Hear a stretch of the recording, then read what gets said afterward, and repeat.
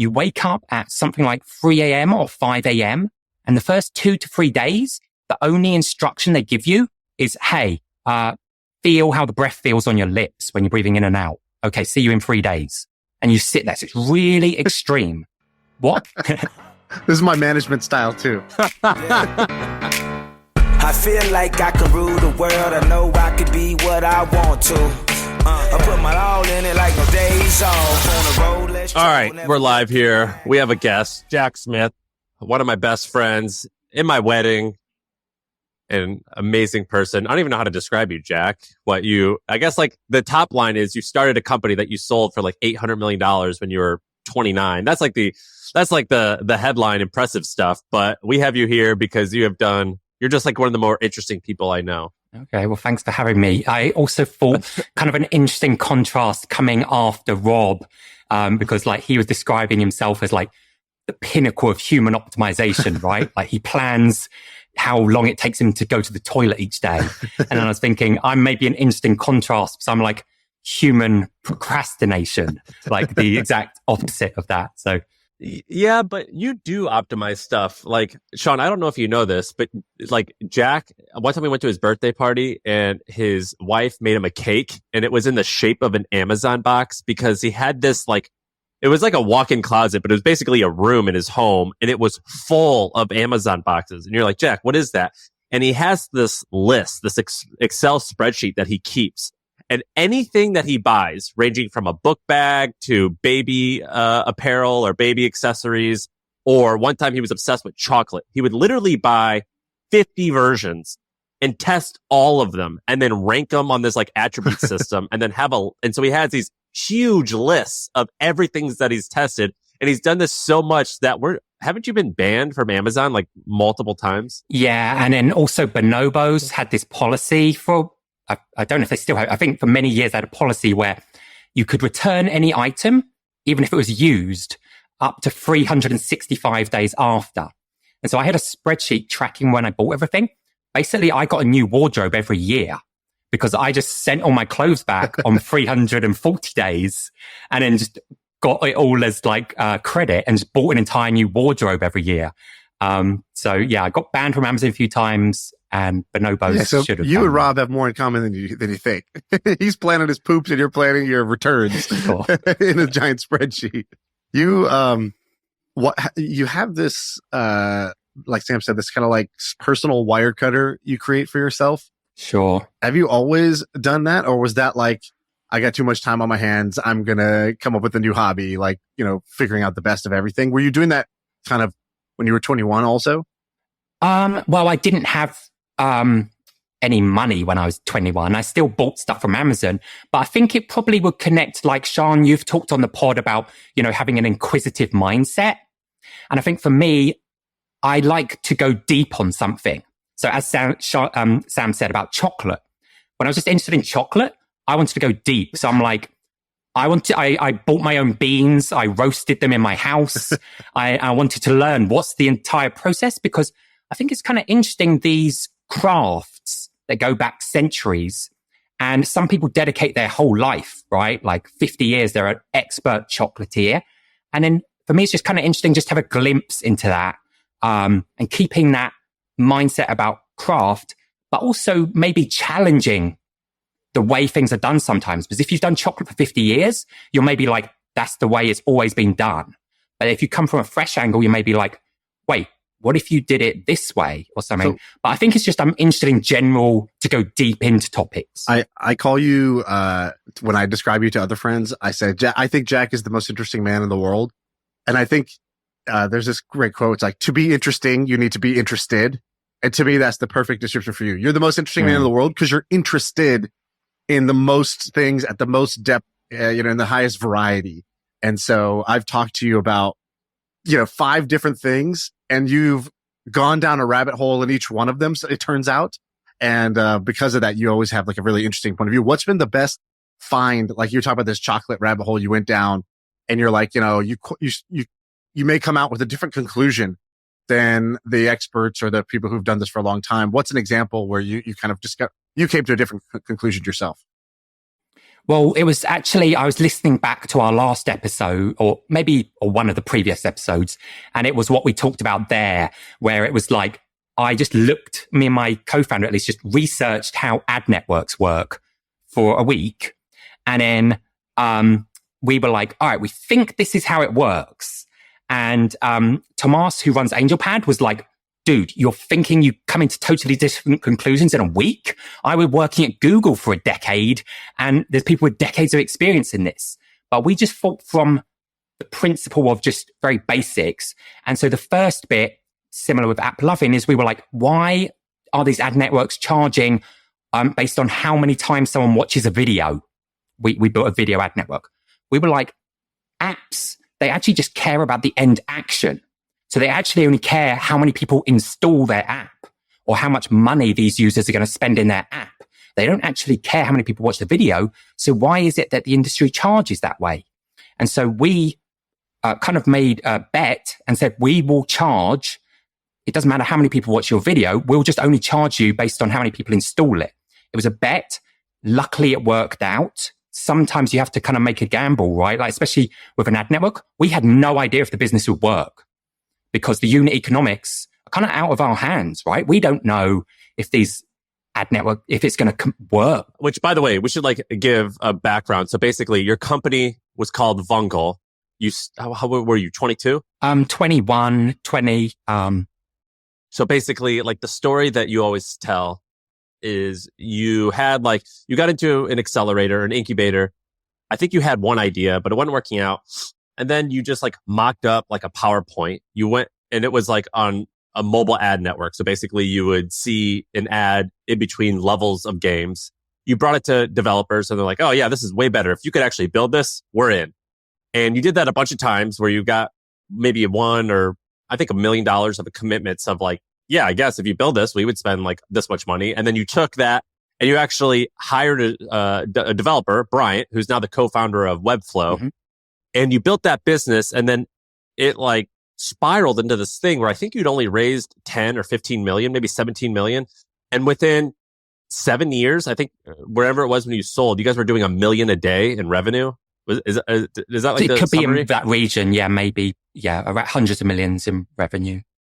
It was absolutely crazy. And then you sold it for, I forget, what, 800? Yeah, kind of in that region. And I mean, what's interesting as well is obviously Shaan talks about having worked with Ferkwan at AppLovin. AppLovin launched about 6 to 12 months after us.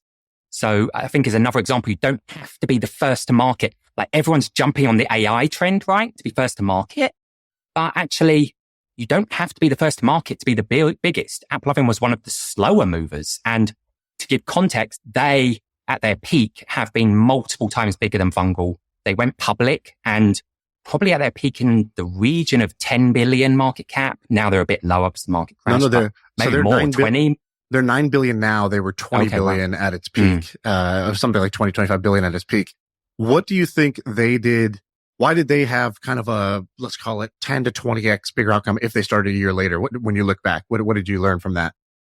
And it was also interesting because one of our investors, besides Furkan being a beast, one of our investors came to us and said like, oh yeah, we're investing in this company. They do like video advertisements inside of mobile apps, etc. They're called AppLovin. And we're like, you're describing our company. What are you talking about? You're investing in that. That's what we do, dude. And actually, so they're called Web Web Investment Network. They invested in, I think they're the only investor invested in Vungle and AppLovin. They're great guys, but at the time we were like, fuck. So they have massive wins there. One bit we observed is actually AppLovin, Vungle. We thought that like at the time before Vungle, mobile ads were monetized through like banner ads, like kind of on the internet, you know, when the internet first launched, you had these crappy banner ads. And we were like, well, they obviously suck. So we're going to do video ads, which is 10x better. But a difference that AppLovin did is they didn't only do video ads. They did everything. They were like, we don't care what you want to spend money on. We'll just take your money. So they're like one platform. You can do banner ads, video ads, everything. And so I think that, enabled them to capture a bit more market share and perhaps the founding team being more technical. Like I'm say that I'm a crappy engineer. Like I could not build Bungle from scratch. And Shaan, listening to your story on one of the more recent episodes, you described Furquan making that dashboard for Adam that he could just look at the apps and poach them. Right. We did similar bits, but theirs perhaps more technical. One of our hacks we did is we actually had a team of people in about 10 people in Pakistan. And Pakistan is so cheap. So we had an entire office and they had one job and this is why it was really easy to recruit there. We said, just play mobile games all day. We just got them all on iPhone and we just play games all day. And whenever you see an ad, write down what the ad was advertising and what ad network was using it. And so they basically built us our lead gen database by playing all the games. So maybe we did it manually. They did it by looking at this SDK source code. So yeah. That's amazing. You're like, last night, someone was asking me, I was at this dinner. They're like, have you ever met anyone who created a business and sold it and was wealthy enough and they just retired? And I was like, not really. Basically, everyone I know who's started a company and had some type of success, usually after some amount of time, 6 months or 3 years, they usually get to something. Sometimes it's more intense, sometimes less intense, but they usually do something. You're actually the only person I think I know who was incredibly successful at a very young age, so 30 years old or whenever you sold it. And you actually have not ever started another business before. You do a lot of odd stuff. Like, for example, I'll be like, Jack, what are you doing now? You got any projects? You're like, yeah, I have like a ton of pen pals in prison. And I like set up this thing where it's this website where inmates can order any book they want to. And I like ask them to create like a book report on it. And I'm like, that's so interesting. Do you think you'll ever get back into business? And is the reason, do you just spend all your days just like seeking out all these interesting topics? Is that what you're doing now? So I would not say that I'm retired at the moment, because when I think of being retired, I think about having no stress and just like sitting around reading books all day or something like that, you know? Actually, I am working on a bunch of stuff, but they're not it's not taking an approach of trying to build another $1 billion company. When I think back, a trait I notice in many entrepreneurs and I observed in myself is that I think, I was successful early on because I had a chip on my shoulder. I had something to prove. And doing my first startup in London, it was really hard to do a startup. And I also felt like people kind of didn't respect me. People just kind of thought I was a joke or whatever. And I kind of felt inside, I was like, I think that I can build something successful. I didn't aspire to be super rich or anything. I just wanted to build a big company. But I had that chip on my shoulder, something to prove. Now, when Vungle sold, when I kind of reflected, I was like, I don't think that I have that chip on my shoulder anymore. And I think if you're going to try and build $1 billion company, or really venture-backed company or something, you have to make a lot of sacrifices, right? And have a drive about why you're doing it. And when I sat, I'm like, I don't need more money now. And I don't have this thing to prove anymore. So when I sat with it, I felt what is going to motivate me more now is where can I have an impact and kind of impact the world, not necessarily trying to impact 1 million people in the world, but even if I just deeply impact a few people in the world, I think that will be a driver to a reason why to work on this, because making more money is not enough of a driver for me. And all of us three, we're in this chat group, right, about founders that have sold their first company. And it seems that the majority of people have this crisis. Like, I've sold my company, but I don't know what to do with myself. And I'm good at building companies. I don't really need more money, but shall I just do it because that's what I'm good at? And I can't think of anything else to do.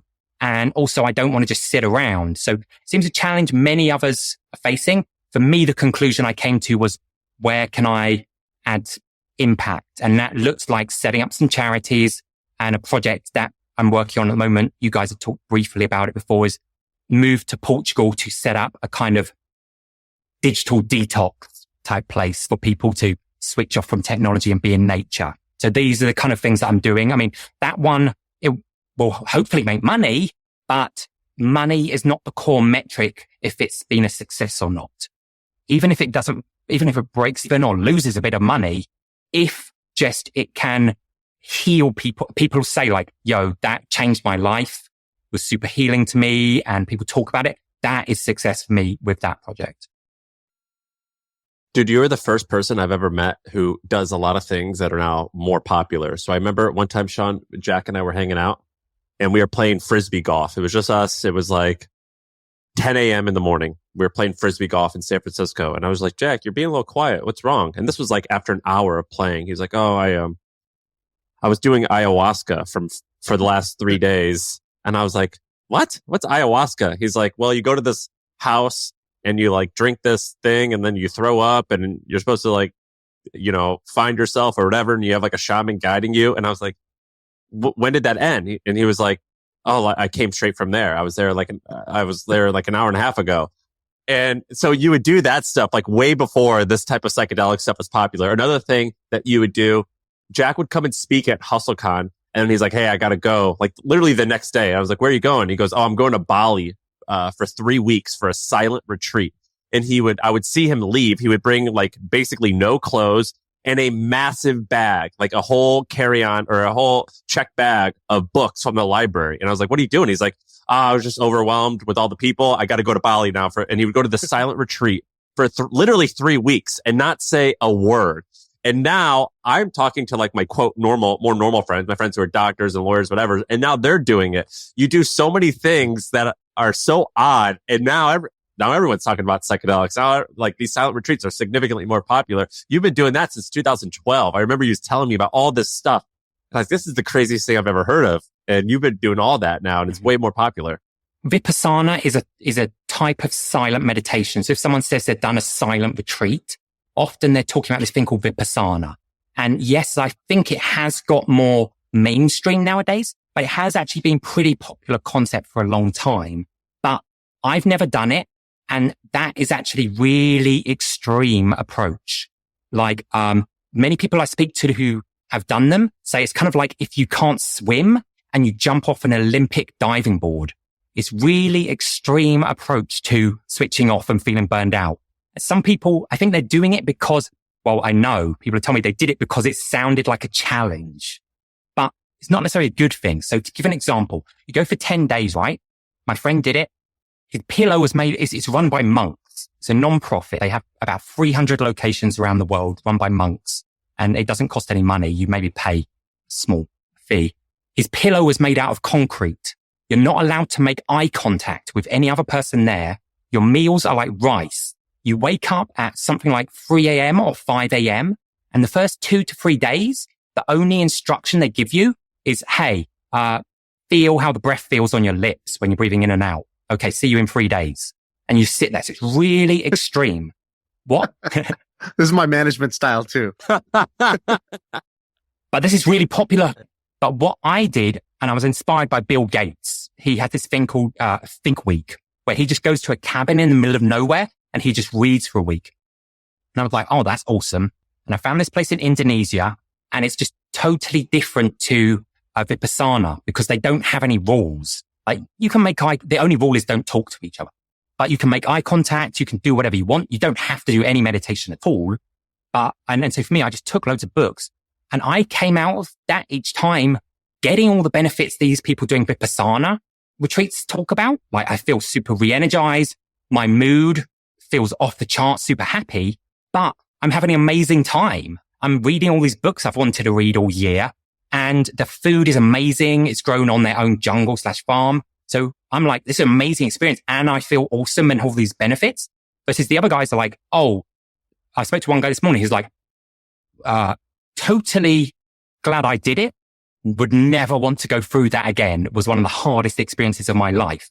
And I'm like, well, you can actually get a bunch of the same benefits, but you don't have to torture yourself. But I've never found a place like this place in Indonesia. And so for many years, I kind of felt that I just have to do this, which is expand their concept to other continents around the world. So I'm starting in Portugal. If that goes well, hopefully then expand to America, etc. That's awesome. You put a couple things on the sheet that I want to do. You said business opportunities. So it sounds like you're not doing, you've been able to resist the temptation to start another business, even though you're good at business and you see lots of opportunities. So, share with us a couple of these like random ideas that you have on this list. Yeah, because I know you guys, like, I think the audience likes different business ideas and things that are also actionable with My First Million, right? So I was kind of thinking to myself, and one business, I don't know if you guys have come across this, but it was kind of interesting to me. It's a company, not VC backed or anything, but it's called Nomad Capitalist. And it's this guy, and he's kind of made a name for himself as the leader for rich people that just want to go around the world. He organizes a conference for like family offices, and he has a book, and he has this brand called Nomad Capitalist. And if you look on Reddit, loads of people talk about it. I actually did a pre-screen call with them, and I also read the reviews about it, etc. They're basically just a reseller for tax lawyers, because tax lawyers just suck at marketing, you know? And he's got a podcast, he's got a book. He's just really great at marketing. And he's got this, like, he's like, oh, the best tax strategy is to like have free passports. I help you get multiple passports and set up a bank account in another country, etc. Did a call with them, and they basically wanted $25,000 retainer. And then what they'll do is they'll just make you a report, and they're like, all right, the $25,000, you can later put it towards whatever things we propose for you. But I was like, okay. But then as I did more research, I kind of just myself found out, like, wait, I can just cut out you and just find an awesome tax attorney myself and pay $3,000. I don't need to give you $25,000. But he's doing really well. And he also has this level, like, if you pay him $75,000, you can like go and hang out with him on an island in person, and he'll be your concierge. So some of these people, I think it's just like rich people having too much money and they don't want to do the research or reference checks to find good tax people. They're like, oh, well, this dude, his website looks really great.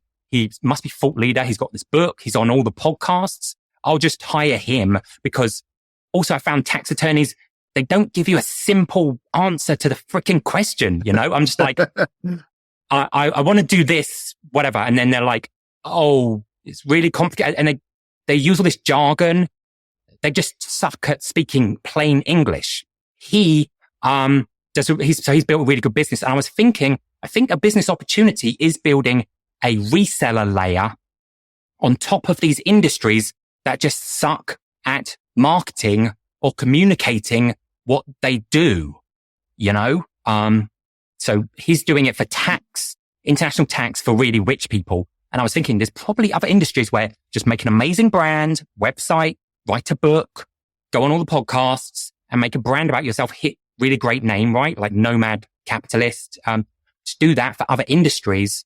I thought was one idea. So what do you get? What do you get for the 25 grand? He's like, I'll make you a report. They'll make you a report, an 8-page report telling you, we think that you should set up a trust in Bermuda, and that is going to cost you, $30,000. The $25,000 that you paid us, you can put that towards the trust in Bermuda. But basically he's just taking a cut. He's just taking a referral fee from the lawyer, you know. It only costs $5,000 to do the trust. So basically, and then if he gives you the report and you don't like it, he keeps the $25,000. So this is, this is the business model that, the Think and Grow Rich guy does, and Dave Ramsey, I've come to realize. So what they did is, I know somebody who reached out to, he got into Think and Grow Rich, Robert Kiyosaki's like, you know, book plus. No, you're getting confused. Poor Dad, Rich Dad is the Robert Kawasaki guy, or whatever his name, Robert something. Think and Grow Rich is Napoleon Hill. Yeah. Sorry, that's what I meant. Rich Dad, Poor Dad. Oh, did I say the other one? Yeah. So, he reaches out to the Rich Dad, Poor Dad guy, who I think is that Kiyosaki guy. And he's, basically that, like, he's got a philosophy. He's like, look, this is the way to get rich. And it makes sense. And you're like, cool, I want to do it. And he's like, awesome. Reach out to one of our, reach out to our headquarters and we'll do a call and we'll get to know you and we'll tell you what we think you should do. And it's just a layer reselling tax strategy. And so what he did was he paid $20,000 to these guys to get a connection to a tax strategist and lawyer who then did, saved him a bunch of money. He actually saved him like $80K or something like that. So he's like, oh yeah, this is a great deal. I put in 20, got 80. Then he introduced me to the tax guy, and the tax guy's like, cool. Yeah. For all this, it'll be 6K. And I was like, oh, but like, I told my brother, I was like, you paid 20, I paid 6. What do you mean? And he was like, well, yeah, like that. I was like, where did the other, where did all the other money go? It's like, oh, that goes to like their central agency, like that filters the deal. So they don't just take a cut. It's not like we get a 10% referral fee. They mark up the whole service by 3x and keep 66% of the 3x markup in order to do this. And then Dave Ramsey does the same thing. So I was like, you see Dave Ramsey, right? Like, America's, favorite uncle or whatever. And he's doing this call-in show. He does all this stuff. And I was like, how much? And we had done this feature on him on the pod that blew my mind. Sam, you knew a little bit about this, but he has like a huge campus of like his office is like, it's in Tennessee. He's got like, multiple buildings, hundreds of people on staff. And I was like, dude, how big is this guy's podcast that he could pay for that? That sounds a little outrageous. Like, what's going on here? And it's basically the podcast, the books, all of that is just lead gen for people to come to him. And if you go to his website, it'll say, what do you need? You want insurance? You want a mortgage? You want to learn how to save money? You want tax help?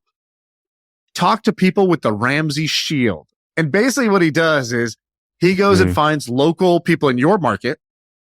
They have to pay to apply. So they pay some amount of money and, a couple $1,000s to get certified.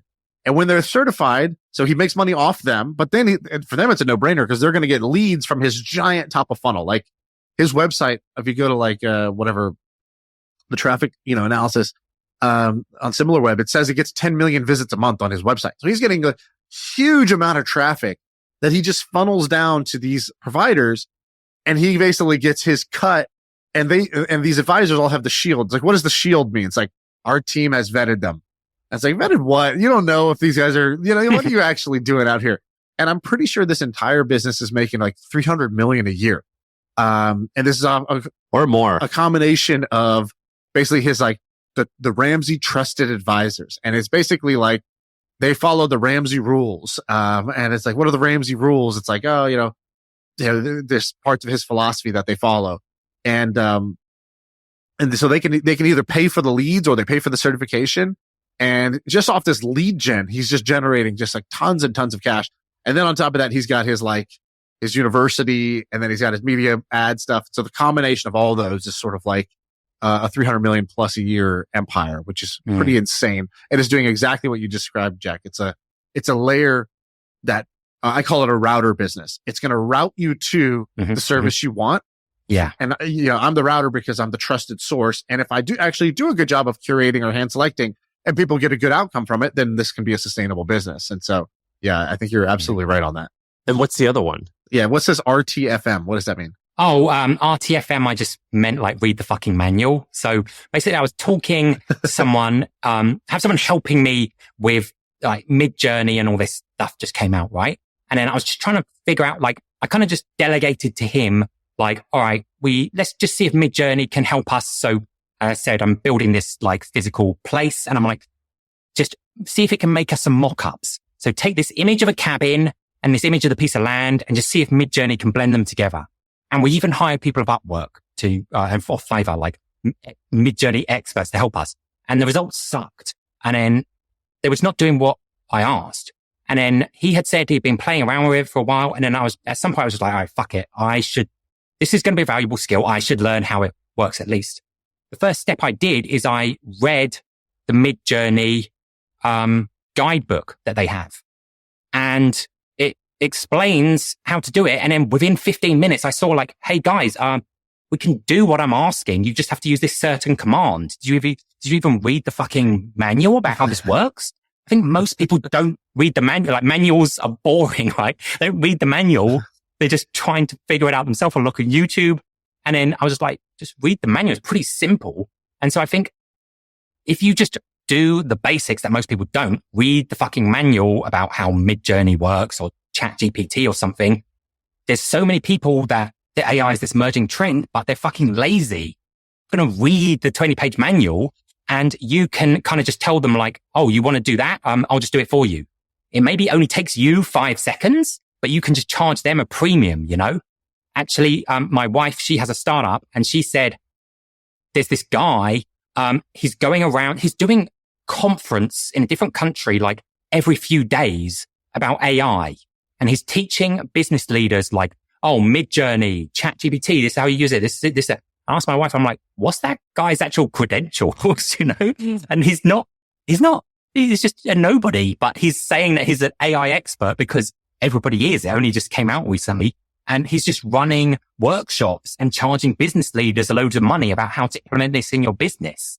And so I think if you just don't sleep and just learn Midjourney, ChatGPT, learn all of these things only came out recently, you can be a thought leader and write a book, launch on Amazon, a book, how to use ChatGPT in your business and launch it for each vertical. Using ChatGPT for lawyers and accounting and whatever. You guys are in the group. I don't know if you saw, Shaan is more active, Sam not, but people were talking about this business Case Text just got acquired by LexisNexis for $750 million. And actually in the investor report, it's kind of embarrassing, but in the investor report, the LexisNexis said the reason we paid $700 million for this business is because they came up with 8 prompts for OpenAI about how to make it give good responses to law questions. So they're kind of openly saying this business is just a layer on top of OpenAI. They just came up with 8 prompt texts. And so we're buying them for 700 million. Tell me more about this company. I mean, I'm not an expert, but someone in the group who is in the industry said LexisNexis's competitor has just come out with some AI thing. And so LexisNexis, which is like multi-billion-dollar company, was like, oh shit, like we need to get up to speed and we need to get up to speed fast. And so they just paid this ludicrous, or what people are saying is ludicrous sum, because they need to get up to speed. But literally in the investor report, they said the reason we are buying this business is because they have 8 proprietary prompts. And then anyone who's used ChatGPT or anything knows that's like, not very much intellectual property or whatever you're buying, you know? I think Case Text has been around for like 10 years though. So whatever they were doing before, they were around. So I think they have like on their website there right now, it says 10,000 law firms use them. So, it's not literally just 8 prompts, but I get your point. And definitely they got the AI premium on the exit here because, it became immediately strategic and urgent for LexisNexis. And I'm totally with you about you could become an expert in Midjourney and ChatGPT in like 9 days. 9 days of like trying to do shit and then basically figuring out how that applies to certain vertical or job is definitely like a thing that can exist and should exist. I had the same thing. I was trying to use it in my business, my ecom business. And I was like, how do I do this? And I just reached out to the guy at Runway and I was like, hey, I'm trying to take an image and make a very similar image. And I was like, it's not image. I can't do text to image because I can't describe this image. I have an image. I want another one like it. And I want actually 50 variations of it. Can you do that? He's like, oh yeah, we have image to image. Just go over here. And I was like, oh, thank you. Like this I didn't know even which tool to use. I wouldn't have known what it's called. I wouldn't have known how to do it. And then, I did it, but there's this one problem. He's like, oh, just change this setting, blah, blah, blah. And then it just fixed it. I was like, wow, that's amazing. And it saved me so much time. And you really do have to play with these things. And most people don't have the time or the patience to go play with these things to figure out how they actually work. As a business leader, you pay your lawyer $1,000, $1,500 an hour to give you tax advice, right? Why would someone not pay that for a Midjourney person if they can answer their question in an hour? For a thought leader. Marc Cuban has this great blog. I don't think he updates anymore, but he was writing it for maybe a couple of decades now. It's really old. And I used to go back and read his old posts. And a lot of people don't know this, but he actually got his first like $2 or $3 million of wealth when he was 31 because he started this thing called Micro Solutions. It was basically, I forget how he described it, but it was basically like a IT agency. So like if a big-ish or even a small company was like implementing Oracle or something like that, he would help install it on everyone's computer and then teach people how to use it. And he goes, the reason my company was successful wasn't because I necessarily was an expert on this stuff, But he goes, I was the only one, and he used their same acronym. He goes, I was the only one who read the fucking manual. He goes, I would stay up late at night and I would read the fucking manual and I would just learn, how does this HP computer work? And the next day I could go and like talk to a business owner and explain how it works and say, yeah, we can install that thing or this thing or that thing. And then I would go and read the manual on those other things. And that's all I did. And it was hard work. And I stayed up all night reading these things. But that's how I became an expert in the stuff. Is I just read the manual, which no one does. And it's pretty funny because he used the exact, I think he has a blog post actually that has the exact same acronym that you have. Here's what he said exactly. It's a blog post called How to Win at the Sport of Business. He goes, every night I would take home a different software manual and I would read it. Of course, the reading was captivating. I'm reading Peachtree Accounting, WordStar, Harvard Graphics, Lotus, Apex. Every night I would read some after getting home, no matter how late it was. It turns out not a lot of people ever bother to RTFM, read the freaking manual. And so it turned so people really started thinking that I knew my stuff, and that's all I was doing. Yeah, it's hilarious. And he talks about that in a ton of different blog posts where he talks about read the freaking manual. It's quite good. And he attributes that to like a lot of his early success. You have a few others that I gotta ask you about. Okay, so you wrote on this little cheat sheet, you wrote non-obvious barriers to entry for business, and then you said hacking the iPhone to record screen. What are you talking about here? Non-obvious barriers to entry for business. Sure. And I mean, as I said, you don't have to be the first mover to market, but to be successful in business. But when an entirely new product comes out, there are opportunities to the product. That's why I was able to hack LinkedIn ads, the hack we've talked about before, because LinkedIn just launched it. So it was not properly bug checked and all that stuff, Now, the idea I was saying, or it's not necessarily a business idea, but where you could discover opportunities for me, and to give an example, is that you might have a wedge or like a business. You might have a hack it's not a business, but maybe it can go somewhere from that initial kind of hack, So to give an example with Fungal, back in like 2010, the business I had before, we were making educational videos, like how to use Adobe Photoshop and stuff like this. So like videos about desktop, like computer applications. And fairly around that time, I think a year before, the iPhone App Store had launched. And I was reading this Gartner report, like, all right, iPhone apps are going to blow up. And then I was kind of feeling like, wait, so we're doing this for desktop and apps on your computer. Why could we not do the same on your iPhone? Now that nowadays it's very easy to record your screen on the iPhone, right? Like you just pull down and tap the record screen. At the time, you could not record the iPhone screen.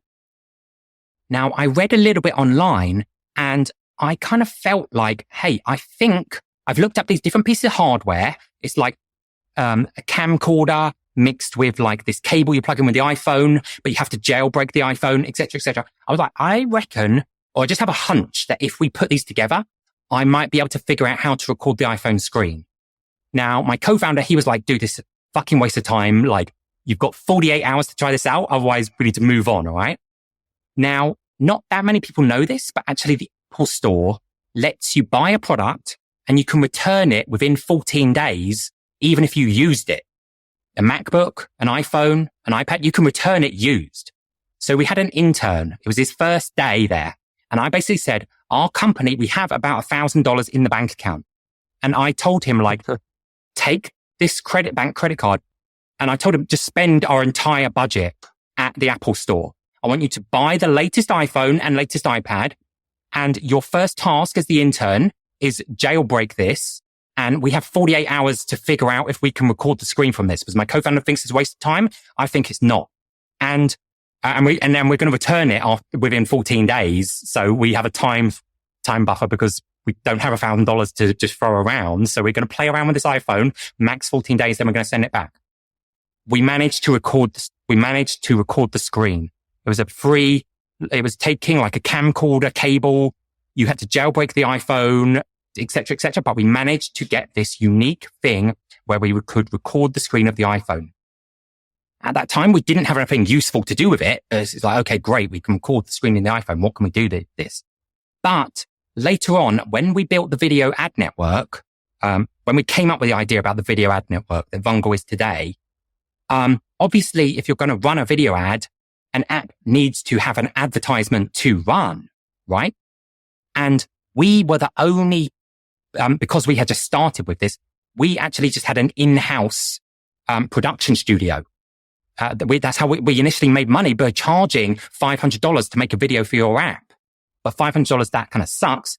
But what we did is we parlayed that idea. And at some point, we made the best videos out of anyone. Like AppLovin or whoever, they couldn't make a video. So what they'd have to do is you'd have to spend thousands of dollars hiring a creative ad agency who probably used a camera to record the iPhone screen, or you had to do loads of work as the app developer and send them all your image assets. We could literally record the screen of the iPhone that others could not. And so what we said is like, hey guys, we're no longer, you can't buy a video from us anymore. Like, people loved our videos, the best quality videos, but we're like, even if you offer us $2,000, we don't make videos anymore. But if you spend more than $25,000 on our advertising network, we'll make you the video for free. And our videos are the best, so they're going to convert amazingly as well. But you can use the video on your website and stuff, but you cannot use this video on AppLovin or any other network. It's proprietary to us. So that was a hack that worked for Vungle. And what I would say, obviously you have to have a credit card that had this limit and check that Apple actually allows this.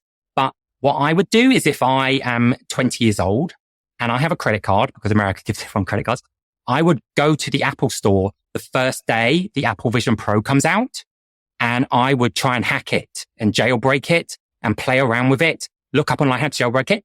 And I would try and find hacks like how to record the screen of the Apple Vision Pro. That's not going to be a feature at day one. No one needs to do that. If you can hack it and do that, you have something proprietary. You could launch a business off the back of that. And I would return it within 14 days and maybe go to another Apple store and buy it and do it, get my friends to buy it or something. But that is one opportunity of like, it's a hack. It's not a business, but that unique hack that no one else has can lead you to have a barrier to entry to be successful and build $1 billion business in a tangential industry from that. I love that. I love that. You also have a couple on here. You said, why I believe in the law of attraction and practical applications. This is interesting to me because I think there's like people who believe in the law of attraction, and they also, believe in horoscopes and crystals and other stuff too, probably. And then there's people who are, hyper logical, rational problem solver types that typically don't believe in something like the law of attraction. I would have pegged you as more of the practical, logical problem solver type, but you're saying you believe in this. So tell me why you believe in this and what do you mean by practical applications? Yeah, people that are really rational, like my brother-in-law, is a bit hard to talk about this topic because they're so rational. I'm pretty rational, but I'm also open-minded to stuff. Now, law of attraction, the interpretation many people with the crystals take, and it was kind of funny because I went to somebody that did this alternative kind of like massage therapy, but like alternative. And then she was doing it at her house. But then on the bookshelf was like a book, like how to manifest wealth to be like a billionaire or something. But then I'm like, well, you're in this like really crappy studio. So how's that going for you? Like on the extreme alternative side that you're talking about, Shaan, like doing horoscopes or whatever. I'm somewhere in the middle where I'm like, law of attraction, so popularized by the book called The Secret. If you just do it at the basic level, is just like, just like think about what you want and it will manifest and appear to you. But actually there's a book that I like called Practical Law of Attraction. And what it's kind of saying, to be honest, it basically, I didn't know about this stuff when I was launching my business, but it kind of actually reaffirmed the stuff that I was already doing in my life, to be honest, which is like clearly feeling and defining what you want and then taking steps to get there. Now, why I think there's a practical application and why I do believe in it. I don't believe that you just think of it and then nothing happens. I think now to give let me just give an example story that reaffirms this. I was living with my roommate, and at this time my business was going pretty good, but he was trying to launch a business off the ground. And he was 35 and he was trying to raise a seed round, and he could not raise any money at all.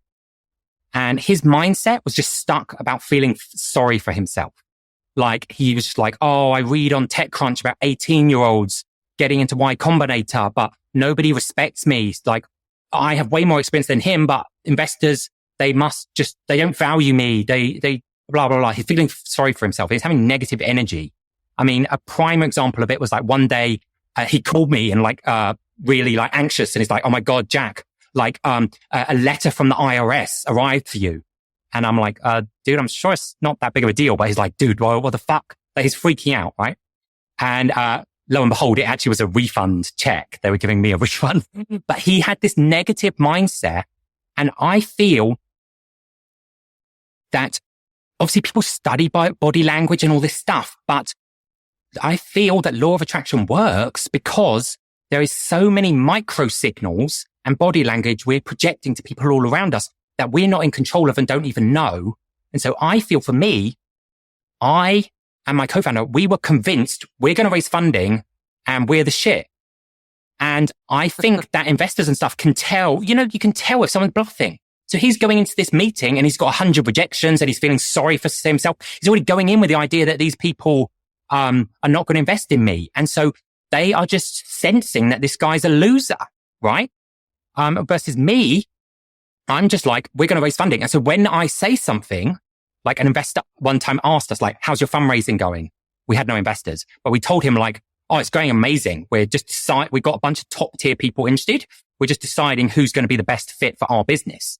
And the guy kind of freaked out and it actually gave us a term sheet because I think he could tell that we believed it. We were not lying because we actually believed it. Now, what was amazing with my friend is at some point, I just noticed him adopt a mindset shift. Just one day, basically. And at some point, he basically just said all right, look, what I've been doing thus far, it hasn't worked. And he also was saying that he looked at me a bit as a bit inspiration because Jack he doesn't not worry about this stuff, And he's like, I realized that I haven't been going all in because I'm scared that if I don't raise funding, I'm going to look like a failure to my network. And so if I try and do a business again, then they'll think oh, well, he failed at the last one. I'm not going to do it again. But he's like, from this day forward, I'm adopting a mindset that if I do not raise funding for this business, I'm never going to try and raise funding for a business ever again. This is my one shot and I'm going to go all in. And he looked up all his connections on LinkedIn and he was not embarrassed about rejection or that he would look stupid to them in the future. He's like, I'm going to ask every single person in my network for investor intros. Literally within a month or so, he raised an amazing seed round. Business now has raised over $25 million because he just went all in. And I think that people could tell that he had the conviction. He's telling them now, he's not feeling sorry for himself. I can't raise funding. He's like, I'm going to raise funding and this business is going to be fucking huge. And it was amazing to see him adopt that mindset shift. And so that is an example for me of law of attraction. Is yes, you're manifesting it and whatever shit, but you're actually believing it and you're projecting it to others. Now think, he's adopted that new mindset, right? So if an investor rejects him, in his original view, that would have reaffirmed his original view, right? Oh, all the investors hate me and I'm never going to raise funding because I just got rejected. If with this new mindset, actually, it doesn't necessarily have to change every single outcome in every interaction you have, but it also changes how you view them. If one investor rejects him, now you'll just be like, oh, well, I'm going to raise funding. So I guess this guy was just not fit. I just move on to the next one. You wouldn't see it as reaffirming that you suck. You would just be like, oh, this investor's an idiot. I'm still going to raise funding. It doesn't distract you from the path. So that is what I was thinking about when it comes to law of attraction. And we've been friends for a while, but I remember very distinctly, and you might need to fill in some of the details, right? And I'll try to be vague and you could decide what you want to share. But I remember distinctly, I think we were at my apartment in Soma when you came over, or we could have been at my house in Glen Park. But I remember distinctly hanging out with you and you had Vungle hadn't sold yet, but you had sold some shares to live off of because you were basically you didn't have a lot of money.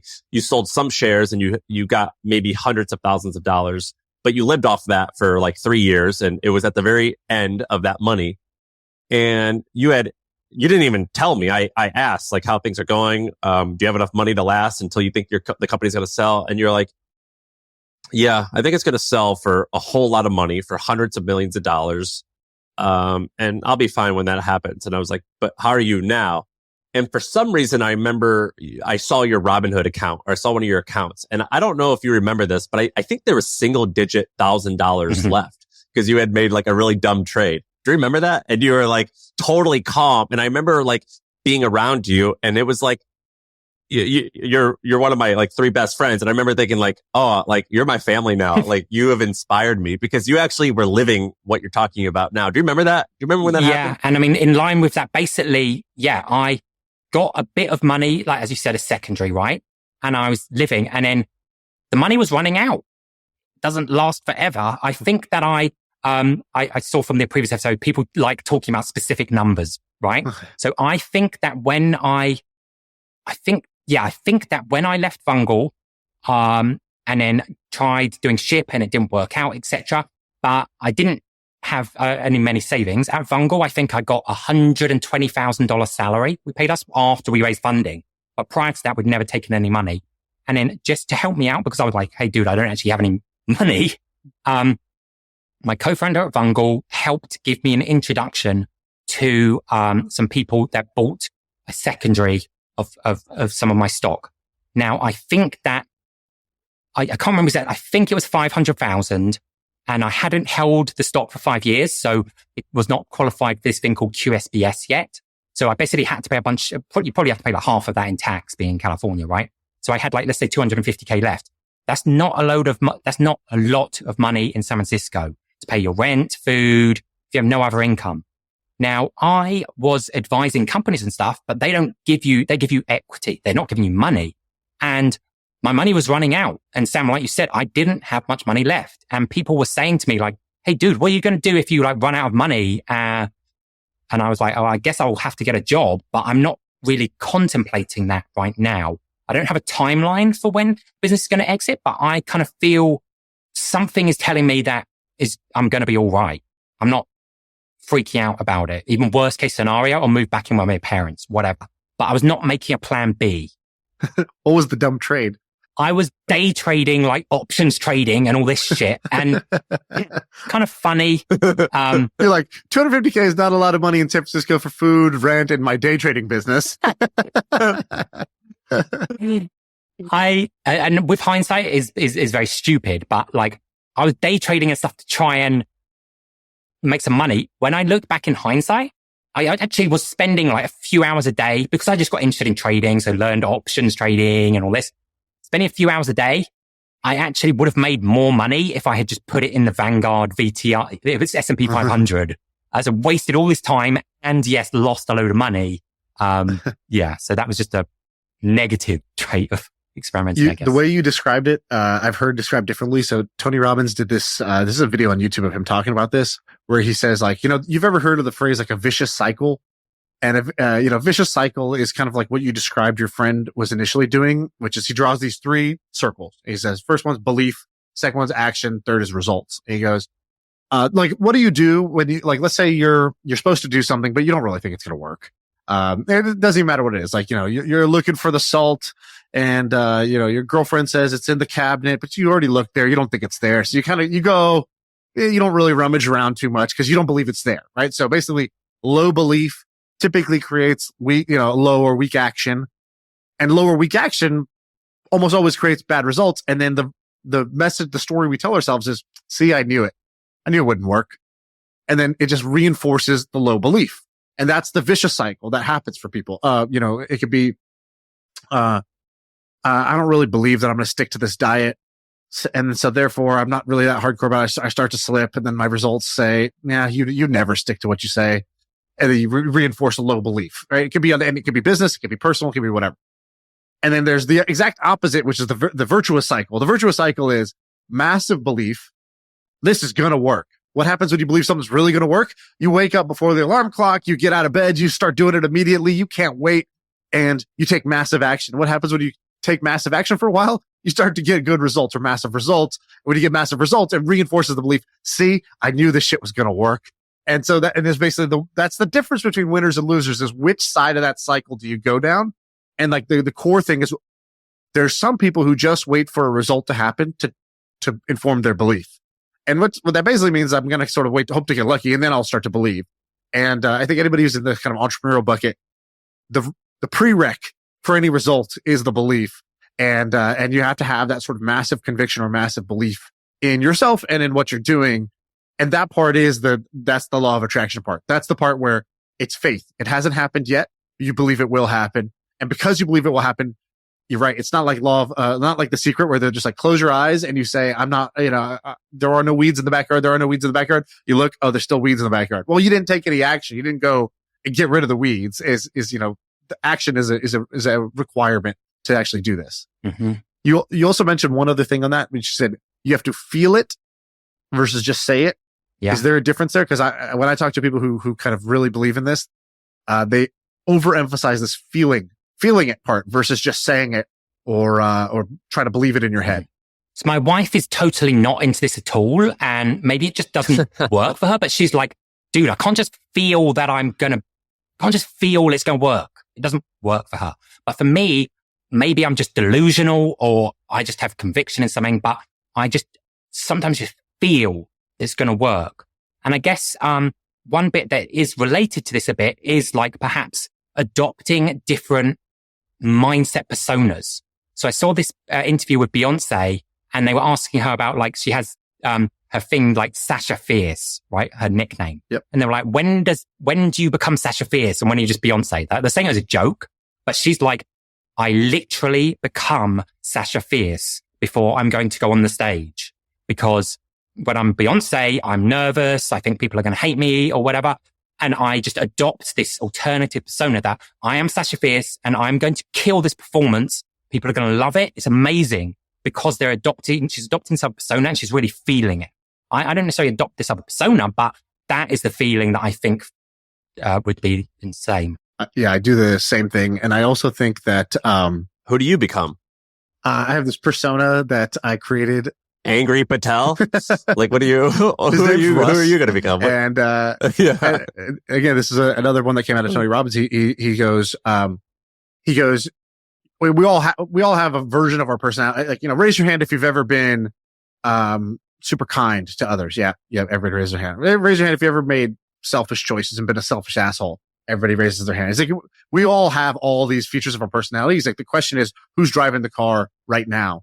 And he's like, people think that they come to this weekend workshop and I'm going to, Tony Robbins, he changed your life. In fact, when you go home, people sort of mock you like, oh, so what happened? You're a whole new guy now? And he's like, obviously you don't, you don't become a whole new person after 35 years in one weekend. But he's like, one thing we will do is he's like, I'm going to take the most badass version of you. And that's who gets to drive this weekend. And if it's only for this weekend and you decide after this weekend, I don't want that person to be the one who's making decisions from now on. All right, fine. Fair play. But for these next 2 days, that's who's in charge. We all have a version of ourselves that is the more badass version of ourselves. The one that does believe it's going to happen. That one that is decisive versus indecisive. All these traits. He's like, and what do you call when you, I forgot what he says. He's like, we're going to make that we're going to make that personality our bitch. And he's like, what do you do when you train a dog? You give it a name and you train it to come when you call it. And he's like, so you're going to give it a name. You're going to figure out how you're going to be able to adopt that state when you want to be in that state. He's like, that takes practice reps and we're going to get a bunch of reps at it this weekend. And you sort of, you have to figure out, all right, what is the version of me that does have those traits, that does walk that way, that does make those decisions. And then can you call it on command, or are you only going to do it when you feel good? Are you only going to do it when the weather's nice? Like, no. You want to be able to have that on demand when you want it. He says the same thing. Like, I think his real name is not Tony Robbins either. It's like his original name was like Anthony. He's got some other last name. He's like, people see me now and they see me on stage and all this stuff. They think, oh man, Tony, you're amazing. You're just special. And he's like, no, I was Anthony, blah, blah, blah. I was broke. I was fat. I was all these things. He's like, I created this Tony Robbins motherfucker. I created him. And I was just like, I like that part of the thing that he was talking about because it's, I think, more empowering. If you feel like, oh, you just are the way you are and that's it. You're a fixed quantity and it was, it's based on your genetics. It's based on your childhood, things you didn't have control of versus this idea that, oh, I actually have multiple versions of my personality. There's some that I would want to be in charge more often than others. And I can craft that. I can create that version of me that I want. That's a different mindset. some people don't believe it. Some people are like really married to their kind of like their upbringing and their past traumas and their DNA. That's not how I look at the world, at least. Dude, this is getting me amped. I feel good. I feel like I need to go create my version of Sasha Fierce. Jack, you inspire me. I'm happy. I feel thankful. We're friends. I feel thankful that you came here. You're a very inspiring person. I feel you do it's like you're almost not inspiring because you're not this like crazy intimidating person. Or I guess you're the right type of inspiring because you're not this like crazy intimidating person, but you're very mild manner. I'll be with you and other friends and I'd be like, Jack, like I already know you know all about this topic that they're talking about, but you're just sitting here asking questions. Why aren't you like pumping your chest more? Or like you are dressed like this bum right now at this thing. All these people think that you're just like one of my loser friends, but you're like, successful, not in terms of just finances, but you've got like this awesome marriage. You're my successful friend, dude. Can you help me out here a little bit? Well, I'll be like, you're like successful in like all attributes. Like I know you're like really insightful. I know that you're successful traditionally. You've got all these like amazing things, but you don't even like, you want me to brag about you? That's like, I feel like I've got to like sometimes like put you on a pedestal but that's one of the things I love about you is like, you're just very, very meek is a bad word because that almost sounds insulting, but you're very humble, and you're very mild mannered. And that's one of the reasons why I love when you come on here and you like explain some of these stories because you never ever brag about yourself. And I like hearing you do that every once in a while. Jack. Yeah. Well, thanks for having me on again. I mean, picking up on that, what it is very important for me just to, I guess just from my childhood and stuff, but I've always tried to be humble and I'm not judging it doesn't matter. I will have an in-depth conversation with, like, to give you an example, I'm here in Portugal, right? And there's I pay a guy to come and pick up my recycling. My cardboard is taking the cardboard to the trash. So the trash man, I'll have an in-depth conversation with him about how his life is going and stuff like that. And I think it is good to remember that you can be successful and still be humble and not judge people about where they're at now. Sam, like your father-in-law lives with like a celebrity and he said like the celebrity just he lives in the same apartment complex and treats everyone like shit and ignores him. He's like, they're both rich. And the thing to remember, I think, is where people are in their life now is not where they're going to be in 10 years. And people, if you treat them like shit, they're going to remember.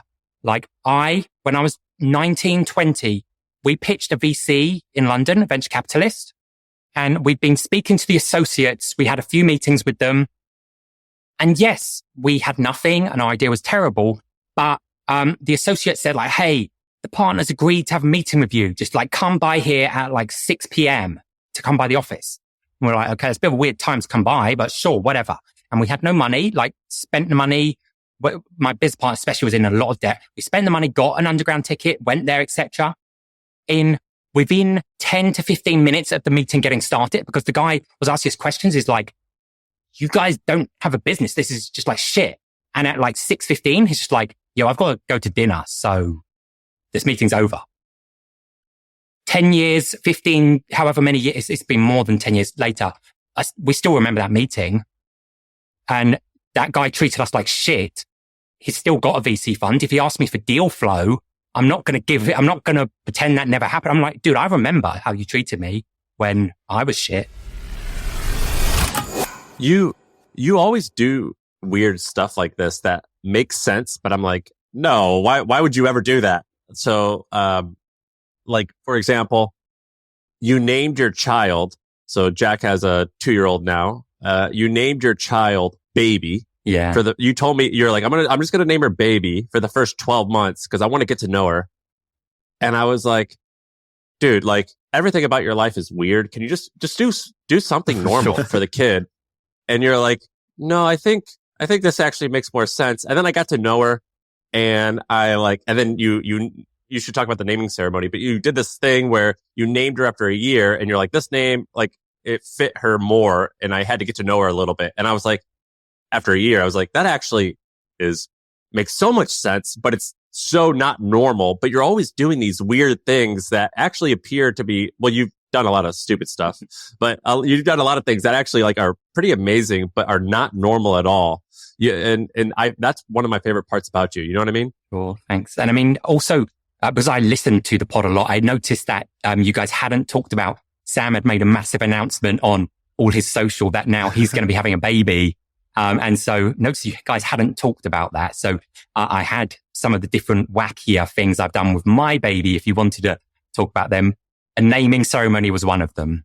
Yeah, you know, me and Sam we're just like guys. We're just like, yeah, nice job with the thing. All right. Let's move on. You know, girls are like, oh my God, congratulations. I'm so excited for you. Wow.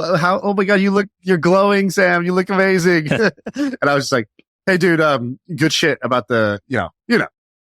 All right. Let's talk about business. Your stuff's working. Congratulations. Well, I wasn't sure like what I wanted to put on the internet. Mm-hmm.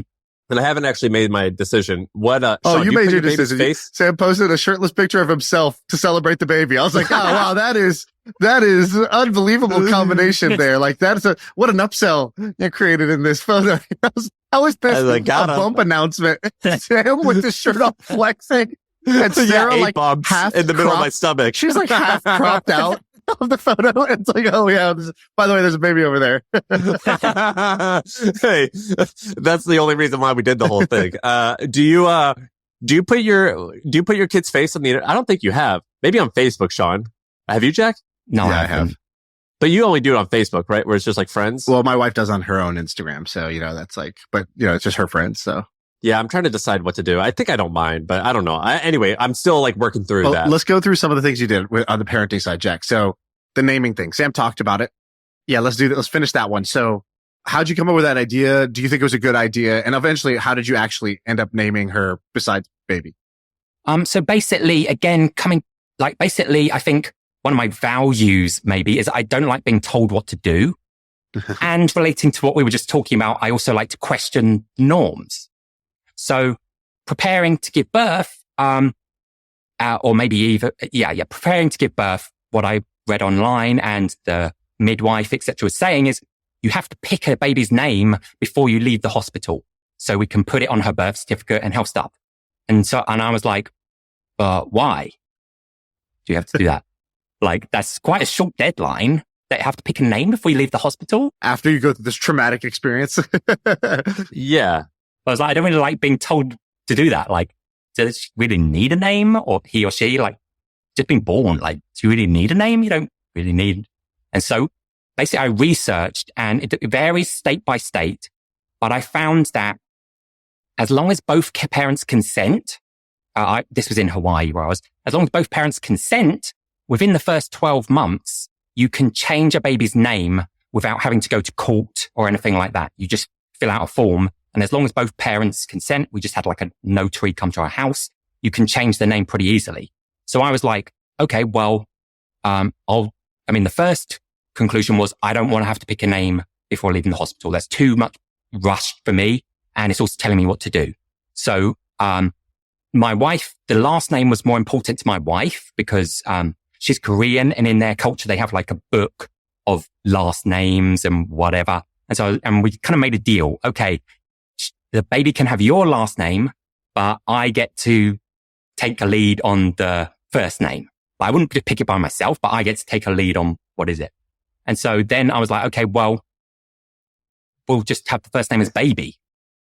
And so, that is what we did at the hospital, like, on the birth certificate, etc. So submitted it. And then I did get a call from the Department of Health or whatever, like a week later. And they're like, okay, we just want to confirm, I understand you've had a recent birth. Just want to confirm the name. And I was like, yes, it is Baby. And they're like, okay, so just to clarify, it's baby. The name of your baby is. And then it kind of surprised me because I was like, yeah, that's correct. And then the guy was like, okay, that's cool. I mean, actually, I've worked here 10 years and there has been one or two other people who've done this before as well, actually. And I was pretty surprised about that. But anyway, and then I also thought like, in Southeast Asian culture, like China, Korea, maybe some other places, they have this kind of, just for fun, they have this ritual when the baby is a year old or so, they put the baby on the floor, and on the other end of the room, they put down like a stethoscope, a law book, stuff like this, and they just let the baby crawl, and whatever it picked is like, oh, it picked a stethoscope. That means you're going to be a doctor. And then it's just for fun. Yeah. Like they just do this. Indians do that too, but it's just 3 stethoscopes. Yeah. Or you're supposed to pick up all of them. Yeah, exactly. Yeah. Except like 50 years ago, they started adding like little motels that you could pick. You know, they're like, oh, nice. An econ lodge. All right, sorry, go on. And for my bit, then I was like, all right, what if we actually did that, but we just have different names? So then she can pick her own name. Because I also remembered that when I first joining high school, like the first day of school, they were like, all right, everyone go around the room and say an interesting fact about yourself. And I remember I couldn't really think about an interesting fact about myself. And I was like, oh, well, if I do this, then she's always going to have an interesting fact about herself, right? Like I picked my own name. It's pretty interesting. So I was like, that's pretty cool. And this like product obsession, you've done this with babies. So Jack's actually the best gift giver of all time. So what he does is, like for my big life events, he'll, like one time when we got married, he sent me this, maybe like 3 really big boxes. I bet you there was like $3,000 or $4,000 worth of products in there. And he'll send me like a variety of products. And then he sends you a list of a paper that's like 3 pages long. And it's a detailed description that says like, this is blank. The reason why it's the best. And he like explains it. And it's like, sometimes it's really random. For example, he was like, these are the best bath towels because they have a little bit of copper in them, which prevents molding. Or he even like, my wife uses lotion all the time. He's like, this is the best lotion. It's the best because it uses this vitamin or whatever. And it was like crazy. Or it was even like, these are the best gummy bears because they're low in sugar, but they still taste sweet, but they only use stevia. And you did it with like maybe 50 items. And then when I told you we were pregnant, you sent me this box, but it was all baby stuff. And you're like, this baby formula, it's meant for babies that are 3 months old, but I actually think it's best for newborns because it's the same thing as the newborn one. But like there's this small, I forget exactly everything, but it's like this massive list. And are you doing that now with all the baby stuff where you're just like literally analyzing every product? Yeah, I test out quite a bit. I mean, the reason that I gave it to you as a gift is because you and Sarah had told me like, oh, you should create a business like Jack's box of like your favorite stuff. I didn't actually want to do it as a business because I don't think it would make that much money and quite a bit of effort. But I wanted to do for you guys because you kind of come up with the idea. I research different products now. Do you publish your research? Well, not for baby products yet. I was actually thinking maybe to make like a baby book or ebook, just with different recommendations. You've seen, on my pinned tweet on Twitter, I have my favorite products, just random products. So I have whatever favorite, I don't know what I've got on there, but I've got like 20 products I shared as my favorites on Twitter. And you're underscore Jack Smith. That's your thing.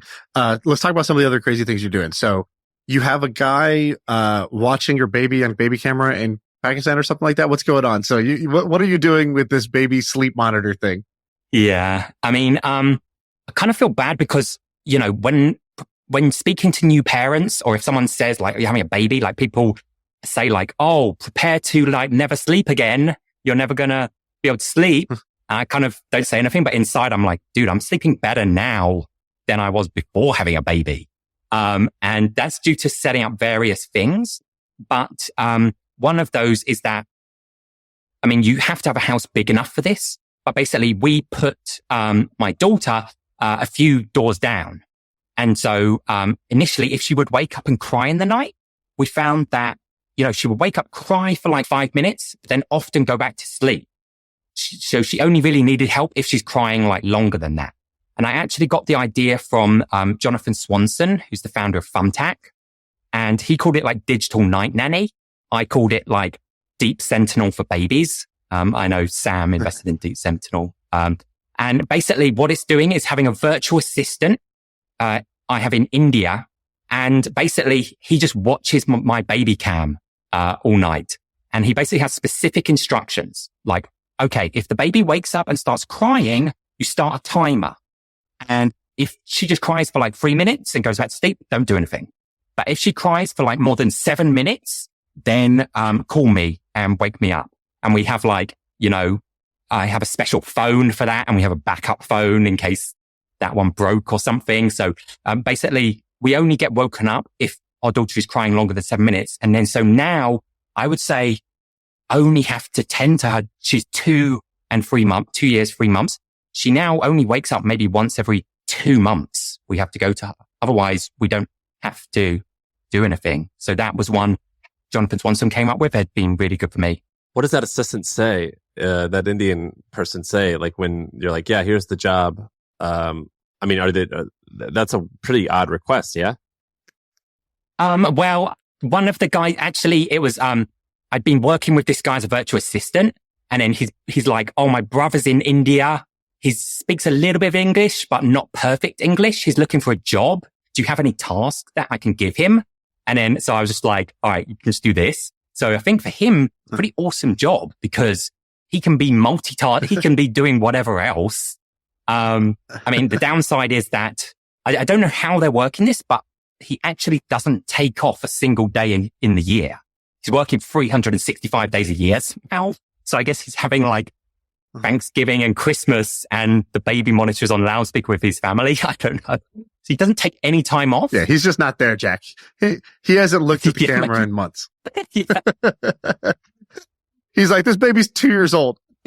Yeah. And your baby's gonna have some horrible separation anxiety. Like, be crying for like 15, 30 minutes and like nothing ever happens. Your baby's like his Twitch stream. So, what about some of these other things? So you said, I don't think that universities will exist in 20 years and don't plan to send my daughter to school, let alone college. Okay, a bunch there. Say more.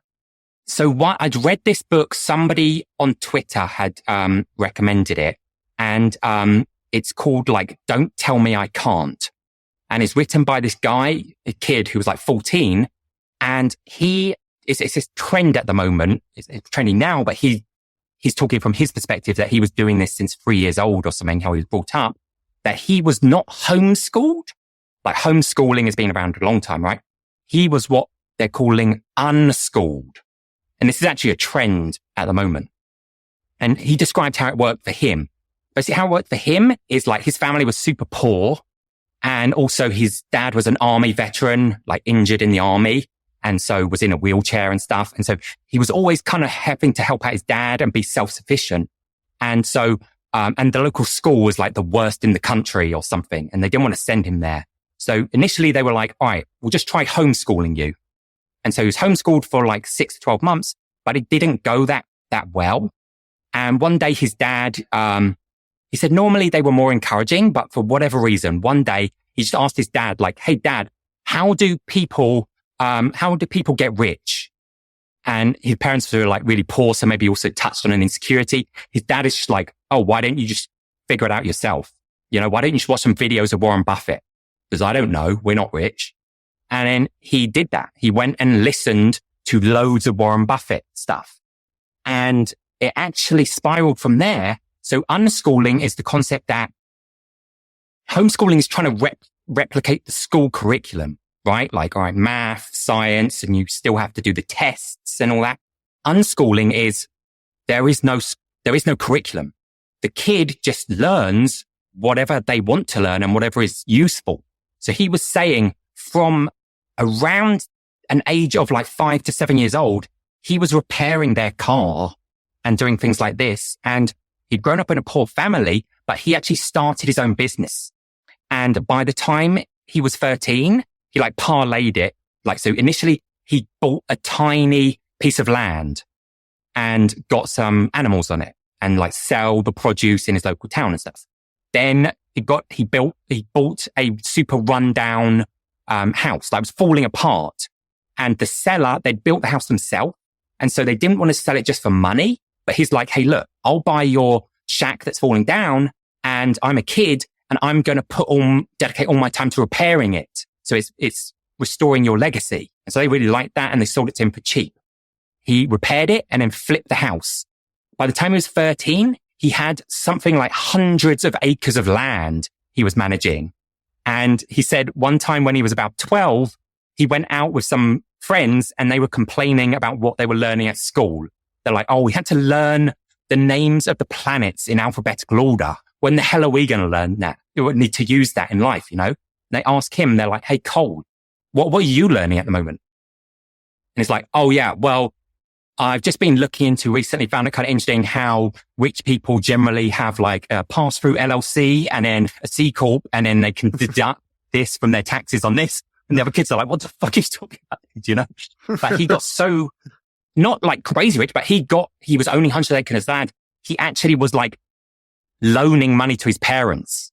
He's like, they never asked me for money and I never asked them for stuff. But like in tough times, like I loaned money to my parents. I bought our car from them just to help them out, you know, stuff like that. And then for me, I was thinking back in school, like I learned piano in school. I had some piano lessons.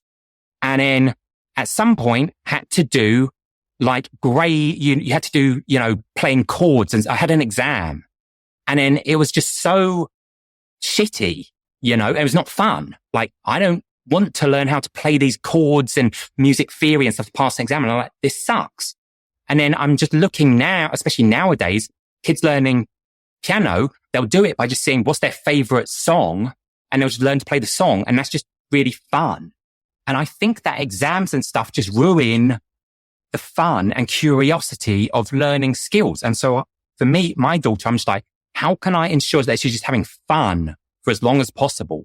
And like this kid said that was unschooled. He said like, he didn't learn traditional math, but just whenever it seemed that he had a need to learn a skill, obviously he would then learn it. Like he's doing his taxes, so he has to learn math to do his taxes. But it's not because they're like, oh, learn the Pythagoras theorem and you have no idea when you're going to use it. He identified himself. I need to do my taxes, so I need to figure out how to do math. And I think that's just a philosophy that I subscribe to a lot. I mean, it's wacky, obviously, but when you look, like Elon Musk, he created his own school for his kids. Jeff Bezos created his own school for his kids. I think he only has like 7 kids. I think that you don't have to be billionaire to take this approach. Like billionaires seem to be thinking the school system is kind of fucked up. You don't have to be a billionaire. You could. So what are you poor? What are you going to do then? So fast forward, she's 6 or 8 years old. What are you going to do? Well, at the moment she goes to this thing. It's at another trend. It's called forest school. It's actually nothing to do with school. Basically, they just go to a forest, a bunch of kids, and you're just playing all day. Like you have a fake mud kitchen and you are like, picking oranges and turning it to orange juice and you shear sheep and shit.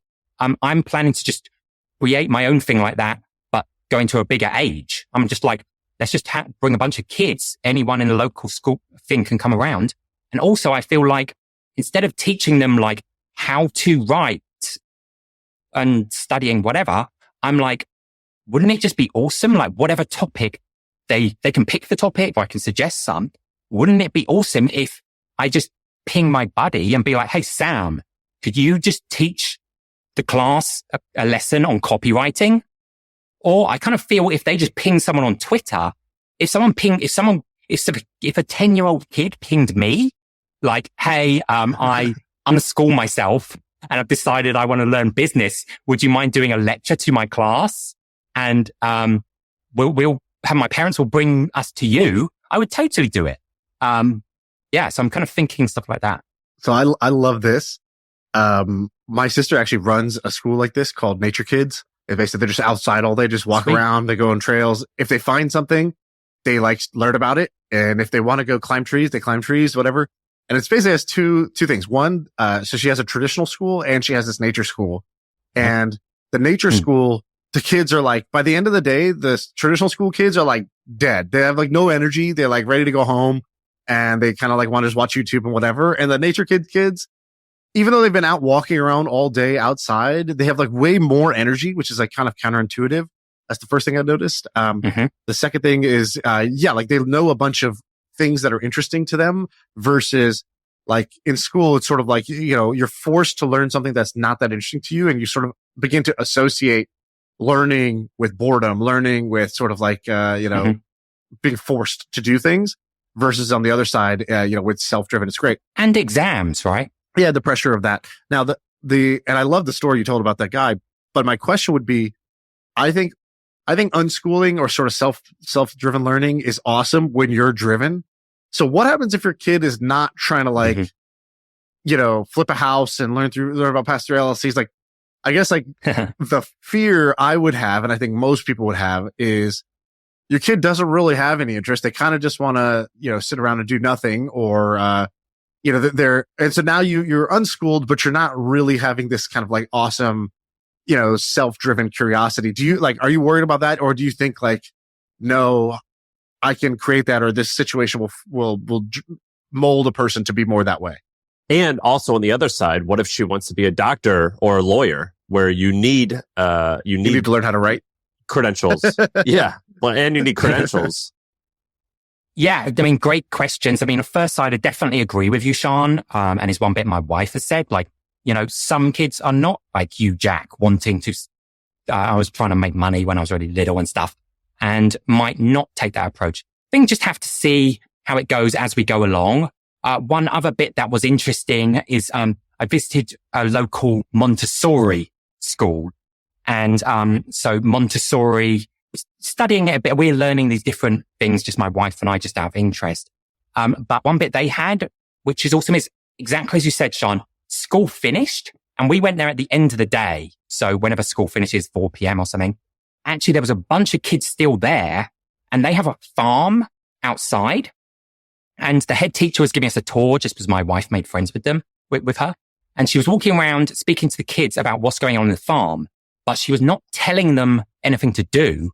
The kids were just giving her an update.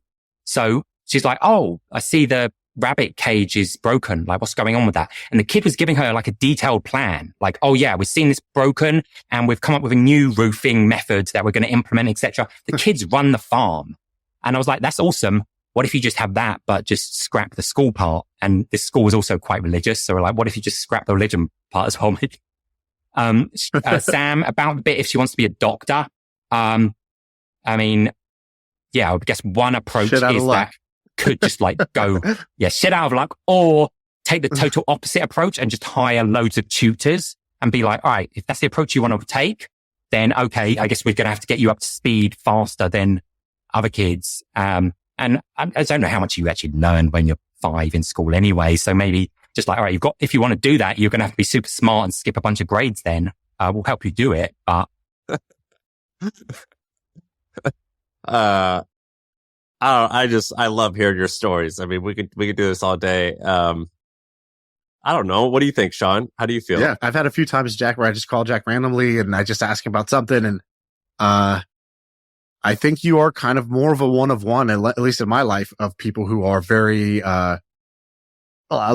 independent minded is kind of like the best way I would put it. I think you choose to lead your life how you want. I think that's inspiring. I also think that you are extremely, like Sam said, sort of curious. And, I think you're a great competitor when you need to compete in something, but you're not constantly trying to compete when unasked for. And that's a very Silicon Valley trait. People are trying to compete in times that are, what are you competing on? Why are you trying to, show that you're the smartest, you're the richest, you're the most whatever?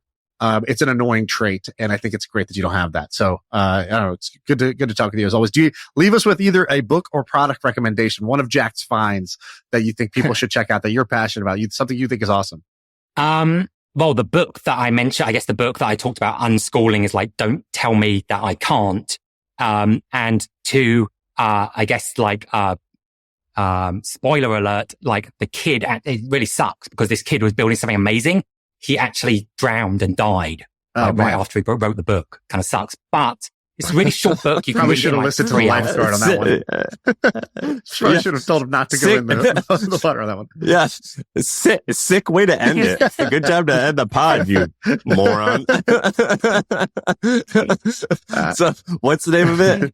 Don't Tell Me I Can't. And then it's just a short book. You can read it in 2-3 hours and challenges a lot of assumptions you might have about education and stuff. And so for me was like really inspiring seeing this book. I'm looking at your products on your Did Twitter you just say, thing, by the way. Wait, yeah. Shaan, did you just say You should have learned. You should have listened to the lifeguard. Yeah. The lifeguard was telling him, "Don't go in." And he's like, "Have you read my book?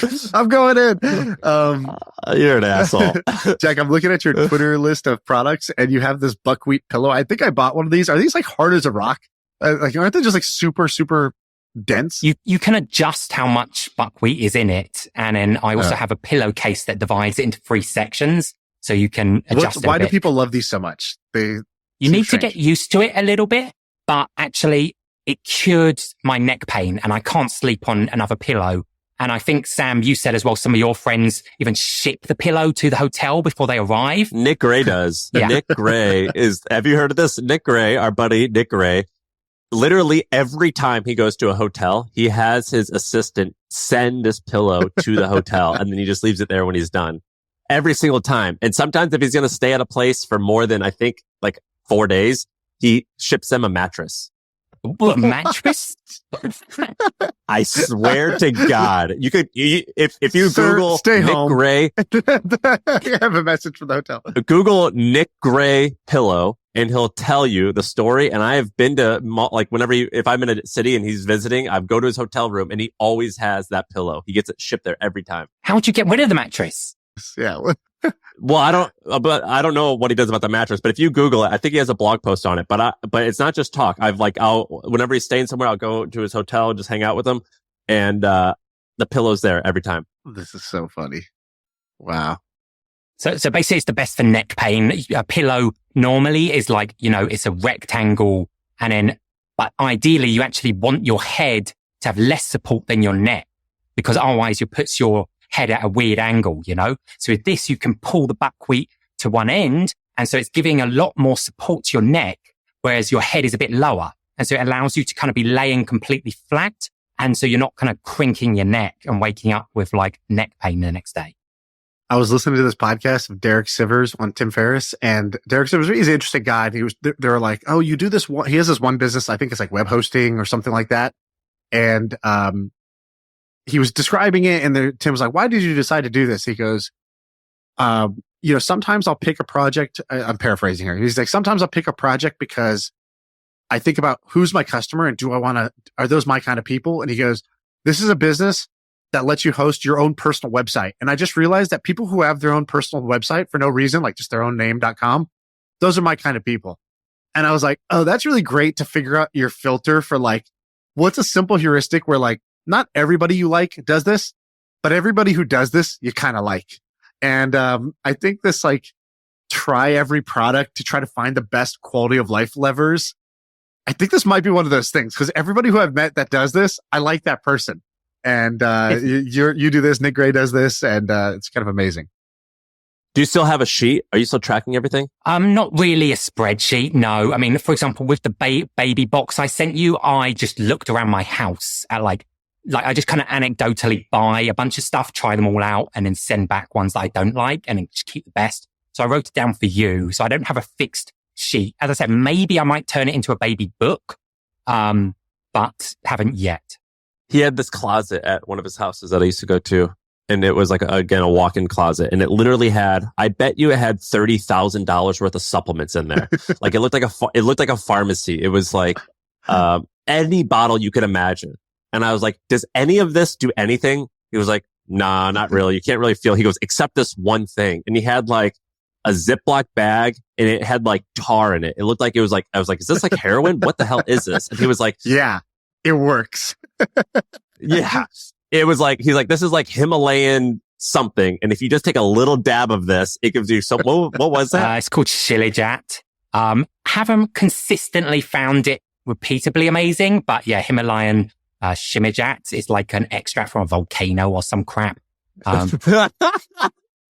Dude, it was like, I swear to God, it looked like a pharmacy. It consistently impresses anybody that you tell about it. That's what it does. He had like scales and it had like white powders on it. I mean, it looks like a drug dealer. And I was like, does any of this do anything? I don't know how much money you spent on all that. It was tens of thousands. And you were like, this one thing is the only thing that like is amazing. And it was like a Ziploc bag of just this like tar. Amazing. All right, Jack, we got to wrap it up. This is fun. Thanks for coming on. We should do this again. Thanks so much for having me. Love the podcast. Listen to it. Don't listen to any other podcast, to be honest. I just listen to it in the car. So thanks again so much. Thank you. I feel like I could rule the world. I know I could be what I want to. I put my all in it like no days off. On the road, let's travel, never looking back.